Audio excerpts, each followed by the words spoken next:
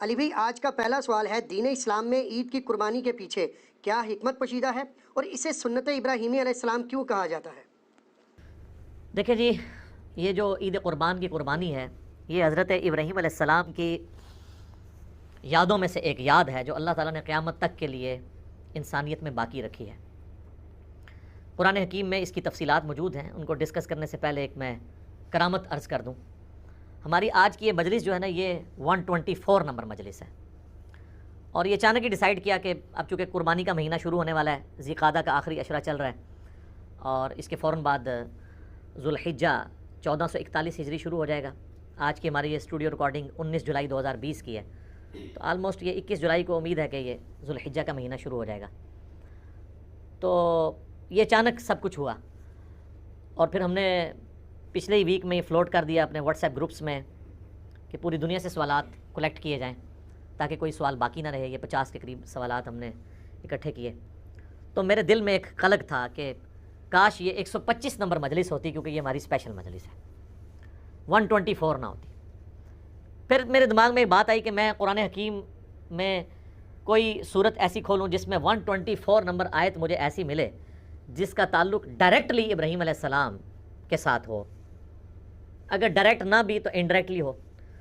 تو یہ اللہ کی طرف سے کرامت ہوئی کہ سورۃ البقرہ جب میں نے کھولی نا، تو اس کی آیت نمبر 124، اور ہماری آج کی مجلس بھی مجلس نمبر 124، وہ اسپیسیفکلی ابراہیم علیہ السلام کی ساری قربانیوں کو ایک جگہ پہ اللہ تعالیٰ نے ڈسکس کیا ہے۔ سورۃ البقرہ آیت نمبر 124، اعوذ باللہ من الشیطان الرجیم، بسم اللہ الرحمن الرحیم، وَإِذِ ابْتَلَىٰ إِبْرَاهِيمَ رَبُّهُ بِكَلِمَاتٍ فَأَتَمَّهُنَّ، اور جب جب آزمایا ابراہیم کو اس کے رب نے جن جن باتوں میں، فَأَتَمَّهُنَّ، وہ تمام باتوں میں پورا اترے۔ ابراہیم علیہ السلام کی اللہ تعالیٰ ہمارا جب بھی آزمائش کی گئی، وہ آزمائش میں 100/100 نمبر لے کے کامیاب ہوئے۔ قَالَ إِنِّي جَاعِلُكَ لِلنَّاسِ إِمَامًا، یہ اسی آیت میں۔ تو ہم نے بھی پھر کہا کہ ابراہیم، ہم تمہیں پوری انسانیت کا امام بنائیں گے۔ قال ومن ذریتی، تو انہوں نے عرض کیا، اے اللہ میری اولاد کا کیا بنے گا؟ قال لا ینال عہد الظالمین، اللہ نے فرمایا تمہاری اولاد میں جو ظالم لوگ ہیں نا، ان تک میرا یہ وعدہ نہیں پہنچے گا۔ یعنی اس میں امپلائڈ ہے کہ جو ظالم نہیں ہوں گے ان تک وعدہ پہنچے گا۔ بنی اسرائیل میں پہنچا ہے، انی فضلتکم علی العالمین، اور اس کے بعد بنو اسماعیل میں ہمارے محبوب صلی اللہ علیہ وآلہ وسلم آئے، اور یہ سارا معاملہ آگے سے چلا۔ ہم یہ کہتے ہیں ہم دین ابراہیمی کے اوپر ہیں۔ نبی علیہ السلام کو جس دین کی پیروی کا حکم دیا گیا وہ دین ابراہیمی ہے۔ ملت ابیکم ابراہیم وسماکم المسلمین من قبل وفی ھذا، پیروی کرو ابراہیم علیہ السلام کی ملت کی جس نے تم سے پہلے ہی تمہارا نام مسلم رکھ دیا تھا، اور اللہ نے بھی اس قرآن کے اندر تمہارا نام مسلم رکھا ہے۔ تو ابراہیم علیہ السلام کی زندگی قربانیوں سے پر ہے، اس میں کئی ایک واقعات ہیں جو ہماری اس شریعت کا حصہ ہیں، مختلف عبادات کی رسومات کے طور پہ۔ انہی میں سے ایک عبادت جو ہے وہ حج کی عبادت بھی ہے، اور اس میں اللہ تعالیٰ نے قربانی کی سنت کو قیامت تک کے لیے باقی رکھا۔ اسپیسیفکلی تو یہ حج والوں سے ریلیٹڈ ہے۔ اب جو لوگ حج کے لیے نہیں جا سکتے، صاحب استطاعت نہیں، تو ان کے لیے پوری دنیا میں سنت ابراہیمی کو جاری کر دیا گیا عید قربان کی قربانی کی صورت میں۔ تو اس کے پیچھے جو اللہ تعالیٰ نے ایک ظاہری سبب بنایا حضرت ابراہیم علیہ السلام کی قربانی کا، اس کا ذکر سورہ الصافات کی آیت نمبر 100 سے آنورڈ موجود ہے۔ پارہ نمبر 23 کے اندر ابراہیم علیہ السلام کے اس واقعے کا ذکر ہے جس کی وجہ سے یہ سنت باقی رکھی گئی، اس میں اس کا ذکر بھی آ جائے گا۔ ابراہیم علیہ السلام کے بارے میں اللہ تعالیٰ فرماتا ہے کہ جب وہ اپنی قوم کو چھوڑ کے اتنی قربانیوں کے ساتھ نکلے، ہجرت انہوں نے اختیار کی، تو انہوں نے اللہ کے حضور دعا کی، ربی حب لی من الصالحین، اے میرے رب مجھے صالحین میں سے اولاد عطا فرما۔ 87 ایئرز ایج ہو چکی ہے ابراہیم علیہ السلام کی، بے اولاد ہیں، 87 سال عمر، بیوی بھی بڑھیا ہو چکی ہے، 80+ ہے۔ اب وہ اللہ سے دعا کر رہے ہیں اللہ مجھے اولاد دے۔ 87 سال کی عمر میں ان کو اولاد ملتی ہے، اور وہ بچہ جب 12 سال کا ہوتا ہے، چلنے پھرنے کے قابل ہوتا ہے ان کے ساتھ۔ ابراہیم علیہ السلام کے بڑھاپے کا سہارا، 99 ایئرز ان کی ایج ہو چکی ہے، اس وقت اللہ تعالیٰ کی طرف سے ایک حکم آ جاتا ہے انتہائی آزمائش والا۔ تو اللہ تعالیٰ ہمارا فبشرناہ بغلام حلیم، ہم نے انہیں ایک حلم والے بچے کی بشارت دی، بڑا صابر بچہ تھا۔ فلما بلغ معہ السعی، جب وہ ان کے ساتھ چلنے پھرنے کے قابل ہوا، یعنی 12 سال کی اس کی عمر ہوئی۔ اب یہ بچہ کون سا ہے اس میں اختلاف ہے، ایٹ لیسٹ مسلمانوں میں اہل سنت اور اہل تشیع تو اس پہ متفق ہیں آلموسٹ آج کی ڈیٹ میں، کہ یہ حضرت اسماعیل علیہ السلام ہے جن کی نسل سے ہمارے محبوب صلی اللہ علیہ وآلہ وسلم پیدا ہوئے۔ لیکن اہل سنت میں ہی ایسے ائمہ ہیں جو یہ مانتے ہیں کہ اس سے مراد حضرت اسحاق ہیں، اور یہودیوں کا بھی یہ موقف ہے۔ بلکہ المستدرک الحاکم میں آپ کو کئی ایک روایتیں بھی ایسی ملیں گی، اگرچہ ان کی سند صحیح نہیں ہے لیکن اہل سنت کی کتابوں میں تو موجود ہے۔ اور اس سے بھی بڑھ کر امام طبری، ابن جریر طبری، جو اہل سنت کے پہلے مفسر ہیں، پہلے 300 سال کے مسلمانوں میں آتے ہیں، انہوں نے جو تفسیر ابن جریر جسے طبری کی تفسیر کہا جاتا ہے، اس میں انہی آیات کے کانٹیکسٹ میں وہ تو وثوق کے ساتھ کہتے ہیں کہ ذبیح اللہ جو ہے حضرت اسحاق ہے۔ اس حوالے سے سب سے جو انٹلیکچوئل بحث ہے وہ آپ کو تفہیم القرآن میں ملے گی۔ مولانا مودودی نے قرآن حکیم کی آیات سے ڈائریکٹلی تو ظاہر ثابت نہیں ہوتا، انڈائریکٹلی قرائن کے ذریعے ثابت کیا ہے کہ موسٹ پروبیبل ذبیح اللہ جو ہے حضرت اسماعیل علیہ السلام ہے۔ اس کے باوجود ہمارے اسلاف میں بعض لوگ حضرت اسحاق کو ذبیح اللہ مانتے ہیں، جس طرح کہ یہودیوں میں، اس سے کوئی فرق نہیں پڑتا، کیونکہ اس میں اصل میں بتایا جا رہا ہے کہ یہ ابراہیم کی قربانی ہے، چاہے ان کا وہ بیٹا اسحاق تھا، اسماعیل تھا، اس سے کوئی فرق نہیں پڑتا، اصل ابراہیم کے لیے امتحان تھا، اسی پہ ایمفسائز کیا گیا۔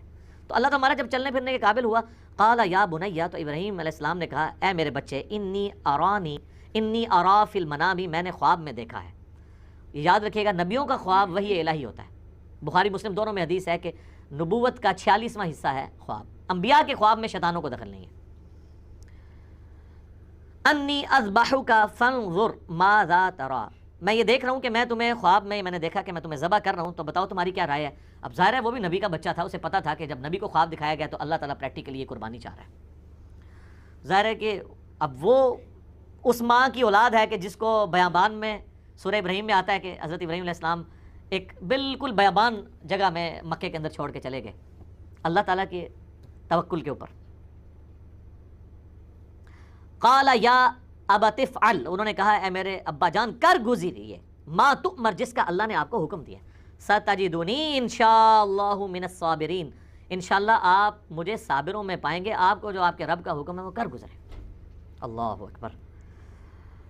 فلما اسلما وتلہ للجبین، جب وہ ان دونوں نے سر تسلیم خم کیا، اچھا اللہ تعالیٰ اب دونوں کا ذکر کر رہا ہے، یعنی حضرت ابراہیم بھی اور ان کا بچہ بھی، اسماعیل ہوں یا اسحاق کوئی بھی، دونوں نے اللہ کے حضور سر تسلیم خم کیا، وتلہ للجبین، اور ماتھے کے بل لٹا دیا حضرت ابراہیم نے اپنے بچے کو۔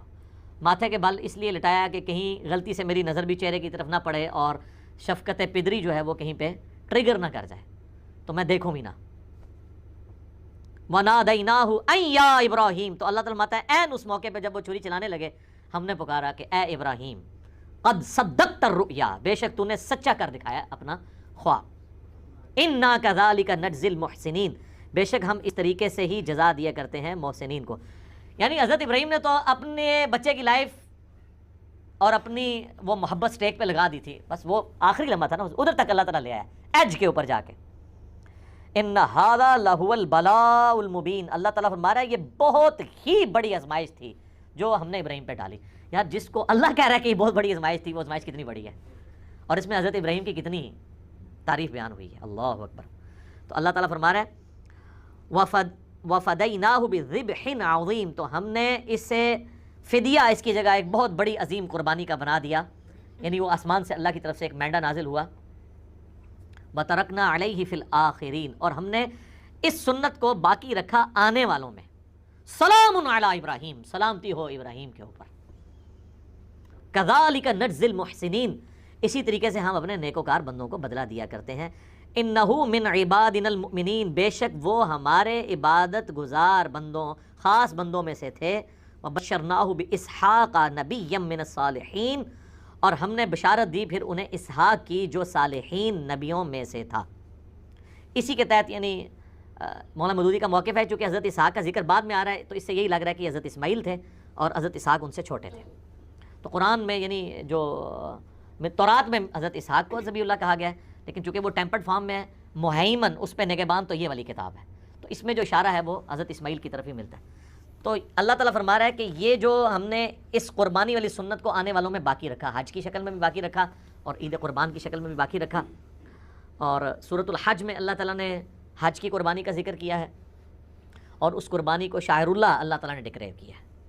اور یہ والی جو ہم جس قربانی عام جو عید قربان کا ذکر کر رہے ہیں، یہ بھی اس پہ تو پوری صورت ہے، انا اعطیناک الکوثر فصل لربک وانحر، اپنے رب کا نام لے کر قربانی کرو اور نحر کرو۔ تو یہ حضرت ابراہیم علیہ السلام کی یادیں ہیں جی، جو اس امت میں باقی ہیں سنت ابراہیمی کی شکل میں۔ لیکن اس میں اللہ تعالیٰ نے ایک بات کلیئر کٹ فرما دی. سورۃ الحج میں قربانی کا ذکر آیا تو اللہ تعالیٰ نے فرمایا کہ اللہ تعالیٰ کو نہ تو تمہاری ان قربانیوں کا خون پہنچتا ہے نہ ہی ان قربانیوں کا گوشت پہنچتا ہے، بلکہ اللہ تمہارے دلوں کے تقوی کو چیک کرتا ہے. اسی کو سپورٹیو صحیح مسلم کی حدیث ہے کہ اللہ تعالیٰ تمہاری شکلوں اور مال کو نہیں دیکھتا، دلوں اور اعمال کو دیکھتا ہے کہ کس نے اللہ تعالیٰ کے لیے کمٹمنٹ شو کی ہے، اس کا اخلاص اللہ کے لیے کتنا ہے. حضرت ابراہیم علیہ السلام کی شخصیت وہ شخصیت ہے کہ ہمارے نبی کو ان کی پیروی کا حکم دیا گیا قرآن میں کئی جگہ پہ. سورۃ الانعام کے اندر بڑی وہ وجد امیز آیات ہیں اس کے اینڈ پہ، چونکہ سورتوں کا اینڈ بڑا جاندار ہوتا ہے. قل اننی ہدانی ربی الی صراط مستقیم، اے نبی تم فرما دو بے شک میرے رب نے ہدایت کا راستہ دکھا دیا ہے، صراط مستقیم کا.